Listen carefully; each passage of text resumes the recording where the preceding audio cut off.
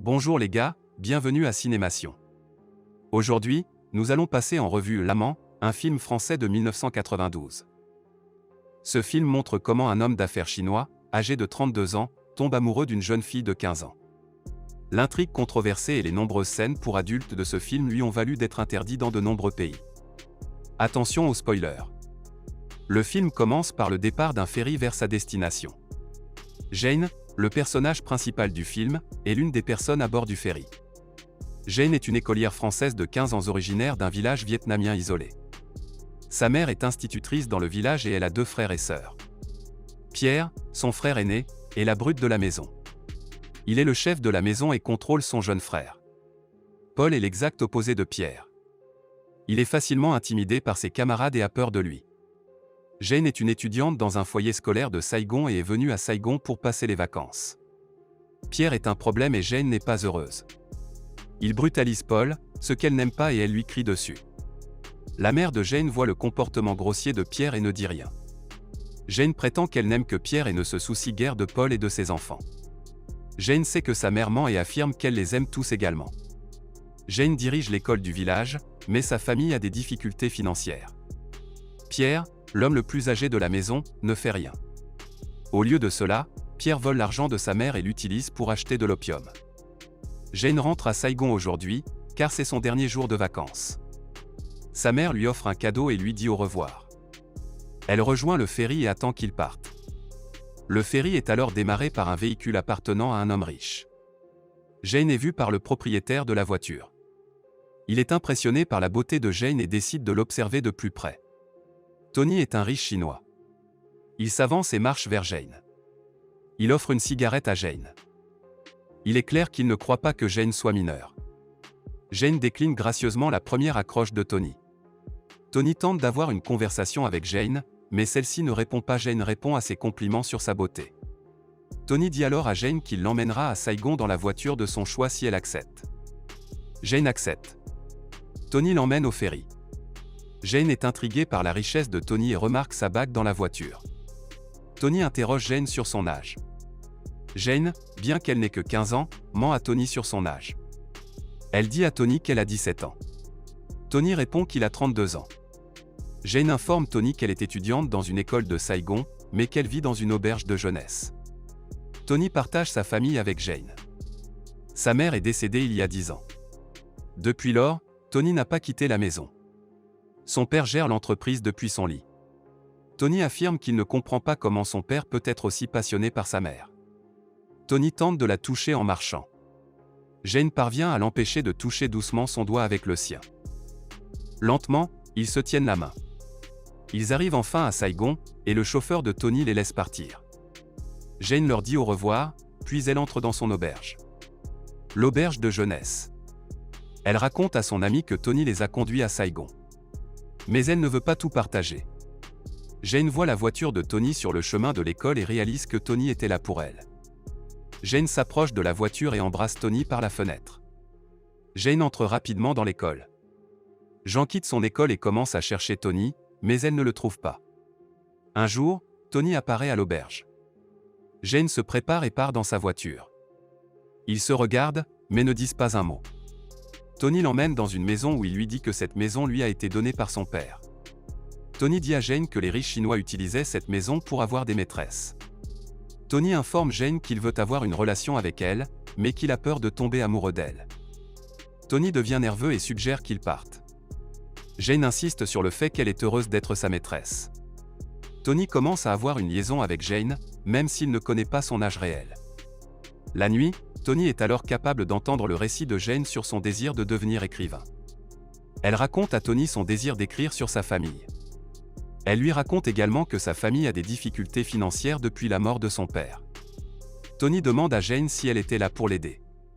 Jane répond qu'elle l'a accompagnée parce qu'elle l'aimait bien. Tony emmène Jane dîner dans un restaurant chic. Jane semble très heureuse d'être là. Tony sort son portefeuille pour payer l'addition. Jane réussit à l'aider un peu en déposant quelques billets. Tony sourit à Jane en regardant le visage de cette dernière. Jane lui explique que sa mère croit qu'une fois qu'elle a perdu sa virginité, il lui est impossible de trouver un mari. Tony répond que son père ne lui permettrait pas d'épouser d'autres femmes que des Chinoises. Jane en rit et dit qu'elle aime les hommes chinois. Jane se souvient des paroles de Tony cette nuit-là et pleure. Ce fut la fin de cette journée. Tony venait toujours chercher Jane pendant ses vacances et l'emmenait dans la garçonnière de Tony. Leur intimité augmentait à chaque visite.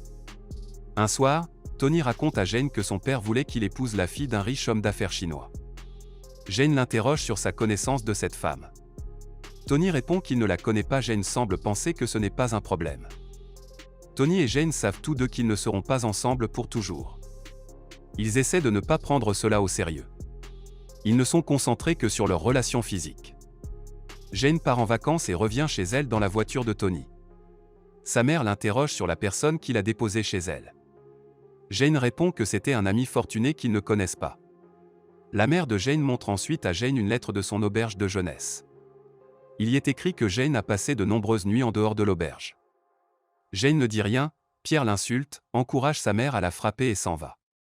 Elle rentre chez elle à la fin de ses vacances. Jane emmène sa famille avec elle pour rencontrer Tony. Tony est respectueux envers eux tous, mais il semble se désintéresser de lui. Tony commence à leur parler de lui, mais ils sont tous concentrés sur leur nourriture. Jane en est consciente, mais ne dit rien et ne fait rien à ce sujet, car elle ne veut pas que sa famille apprenne ses sentiments envers Tony. Elle veut que sa famille pense que Tony était un ami fortuné, et non quelqu'un avec qui elle couchait ou qu'elle aimait. Après le repas, Tony sort son portefeuille pour payer l'addition. La mère de Jane est choquée par la somme que Tony possède. Il quitte le restaurant pour se rendre dans un autre endroit. Pierre se dispute avec Tony, mais celui-ci garde son sang-froid et s'assied. Jane n'est pas affectée par le comportement de sa famille envers Tony. Jane commence même à danser avec Paul, et Tony verse presque une larme devant son indifférence. Il se rend compte que Jane est la seule personne de sa famille à l'avoir rencontré en raison de sa richesse.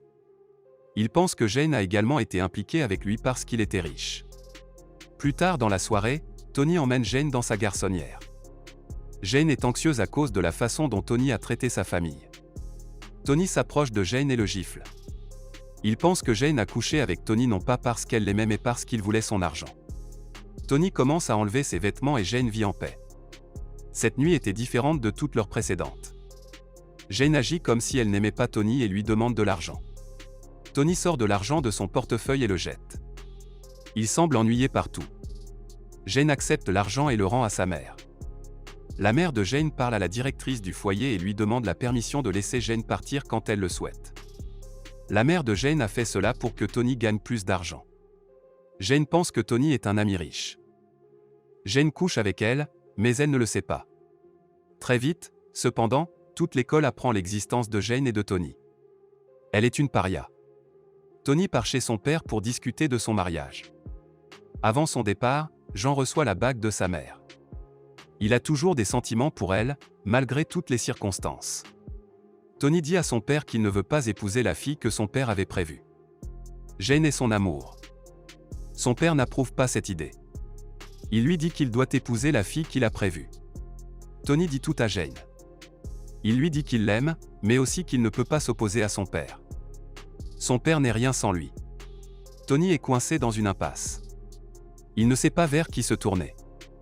Jane lui dit qu'elle ne l'aime pas. Il devrait épouser la femme que son père veut. Tony est triste d'entendre l'histoire de Jane. Jane emmène Tony dans la propriété familiale. Tony apprend d'elle que son père est mort et que sa mère a été trompée par des vendeurs de terrain. Elle a ensuite vendu des terres inondables. C'est ainsi qu'ils sont devenus pauvres. Jane est assise là, pensant à la douleur que sa mère a pu ressentir. Tony ressent la même émotion, mais ils sont séparés. Tony demande à Jane d'expliquer qu'elle a couché avec Tony uniquement pour son argent. Tony demande à Jane de répéter les mots exacts qu'il veut. Tony demande à Jane de répéter ces mots pour qu'elle puisse l'oublier plus facilement. Jane tente de l'approcher. Tony interrompt Jane et lui dit qu'il regrette de ne pas avoir pu emmener Jane avec lui. Il dit qu'il ne veut plus être avec Jane parce que celle-ci ne l'aimait pas. Le lendemain, Jane se rend chez Tony dans la voiture de ce dernier afin que sa mère et ses frères puissent voir la bague que Tony lui a offerte. Il demande pourquoi Tony lui a offert un cadeau aussi coûteux. Pierre prétend que Jane couchait probablement avec Tony, et que c'est pour cela que Tony lui a offert cette bague coûteuse. Pour éviter leurs soupçons, Jane jette la bague, et prétend qu'elle s'en moque. Mais Pierre ne la croit pas du tout. Il commence à la frapper avec ses poings et la gifle. Paul est capable de tout entendre, mais il ne peut rien faire. Après avoir vu Pierre, il devient viol. Sa mère renvoie Pierre en France pour qu'il se batte pour ses 2 autres enfants. Elle a le cœur brisé de le voir partir, car elle l'aimait tant. Jane retourne dans la garçonnière de Tony quelques mois plus tard et le trouve complètement différent. Il était mort et il fumait toute la journée. Jane l'interroge sur la date de son mariage. Tony répond que c'était quelques jours plus tard. Jane a pu assister à l'union de Tony et Jane au moment où elle s'est produite. Tony regarde Jane, mais tourne rapidement la tête. Jane est triste de voir Tony et sa femme partir. Jane retourne chez elle. Sa famille se prépare à quitter le Vietnam.